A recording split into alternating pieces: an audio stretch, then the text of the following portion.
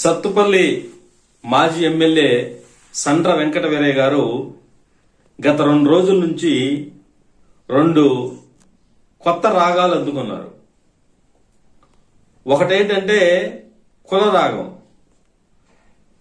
15 సంవత్సరాలుగా సత్తుపల్లి నియోజకవర్గానికి ఎమ్మెల్యేగా ఉండి వారి సొంత కులానికి ఏమీ చేసుకోకపోగా వారి సొంత కులస్తుల్నే అక్రమ కేసులు పెట్టి పోలీస్ స్టేషన్ల చుట్టూ కోర్టుల చుట్టూ తిప్పించి ఇప్పుడు కాంగ్రెస్ పార్టీ మా కులానికి వ్యతిరేకం, జిల్లాలో టిక్కెట్లు లేదు, రాష్ట్రంలో టిక్కెట్లు లేదు, మట్టా కుటుంబం ఇక్కడ వ్యతిరేకం మాకు అని చెప్పేసి ఒక నిందలేస్తున్నారు, ఒక ప్రచారం మొదలెట్టారు. మీ కులస్తులే మీ విషయంలో ఎంత అసంతృప్తిగా ఉన్నారో గత ఎన్నికల్లో స్పష్టమైన తీర్పు ఇచ్చారు. అది మీరు ఎప్పటికీ మర్చిపోవద్దు. ఇక రెండో రాగం ఏం తీసుకున్నారు? డీ ట్యాక్స్ మొదలుపెట్టారు. అది మట్టా కుటుంబం గురించి, దయానంద్ గారి గురించి. అయ్యా, మీరు ఇక్కడ గుర్తుపెట్టుకోవాల్సిన విషయం ఏంటంటే, మీరు తలకిందులుగా తపస్సు చేసిన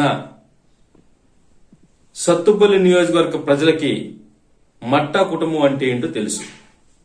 వాళ్ళకి తెలిసిందల్లా ఒకటే, కుదిరితే సహాయం చేయటం, కుదరకపోయినా కాస్త కూస్తో మంచి చేయటం తెలుసు తప్ప వాళ్ళకి డీ ట్యాక్సులు కే ట్యాక్సులు తెలవవు.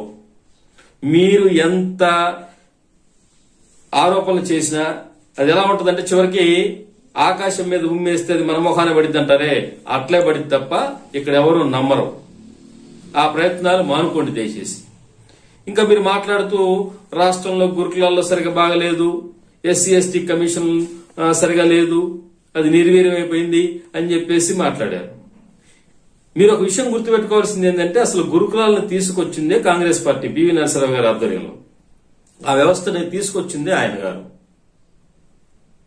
మీరు వాటి సంఖ్య పెంచారు తప్ప అట్ ద సేమ్ టైం ఏం చేశారు? ప్రభుత్వ పాఠశాలని, ప్రాథమిక స్థాయిలో ఉన్నటువంటి పాఠశాలన్నీ నిర్వీర్యమయ్యేలా చేశారు ఆ 10 ఏళ్ల పరిపాలనలో. అందుకే కదా ప్రజలు మీకు అలాంటి తీర్పిచ్చింది. ఎస్సీ ఎస్టీ కమిషన్ నిధుల్ని వేరే పక్కదారి మళ్లించారనే కదా మీకు అలాంటి తీర్పిచ్చింది ప్రజలు. రాష్ట్రంలో కేసీఆర్ గారికి, స్థానికంగా మీకు అలాంటి తీర్పిచ్చింది. ఇప్పటికైనా మీ పద్ధతి మార్చుకోండి. ఏదో రాబోయే ఎన్నికల్లో అట్లా ఓటు తెచ్చుకోవాలి, స్థానిక సంస్థ ఎన్నికలు అని చెప్పేసి ఇలాంటి ఎత్తులు వేసేసి కులాల పేరుతో, ఈ నిందల పేరుతో, డీ ట్యాక్సుల పేరుతో ప్రచారాలు చేసినంత మాత్రాన ప్రజలు ఎవరు నమ్మరు. ఇది మీరు అర్థం చేసుకోవాలి. ఇప్పుడు అది నియోజకవర్గంలో ఒక అలజడి సృష్టించి ఇవాళ అరెస్టుల దాకా తీసుకొచ్చారు. ఆ విషయాన్ని మీ ఉనికిని కాపాడుకోవడం కోసం, మీ ఉనికిని ఎన్నికల ముందు కాపాడుకోవడం చేసిన ఎత్తుగడ అనే విషయం అందరికి అర్థమైపోతుంది. రాజకీయాలు తెలిసిన అందరికి అర్థమైపోతుంది. అందులో నిజాలు లేవు, పాలు లేవు అని కూడా అందరికి అర్థమైపోతుంది.